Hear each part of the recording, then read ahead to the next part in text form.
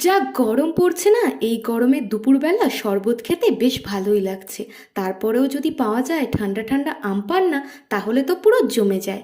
তাই আজ বানালাম আম পান্না, যার জন্য নিয়ে নিয়েছি আমি একটা কাঁচা আম। এবারে আমটাকে ছোট ছোট করে কেটে সিদ্ধ করে নেব।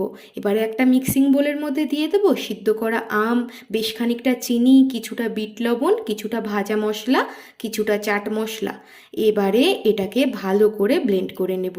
তারপরে একটা গ্লাসের মধ্যে দিয়ে দেব তৈরি করে রাখা আমের পেস্ট আর ঠান্ডা জল। তো রেডি হয়ে গেল আমাদের আম পান্না। ভিডিওটি যদি ভালো লেগে থাকে তাহলে প্লিজ একটা লাইক কমেন্ট করে দিও। আর যারা যারা আমার চ্যানেলে নতুন আছো তারা প্লিজ আমার চ্যানেলটিকে সাবস্ক্রাইব করে আমার পাশে থেকো। আর যারা যারা ফেসবুক থেকে দেখছো তারা প্লিজ পেজটাকে ফলো করে দিও। তো আজকের মতো তোমাদের সবাইকে টাটা।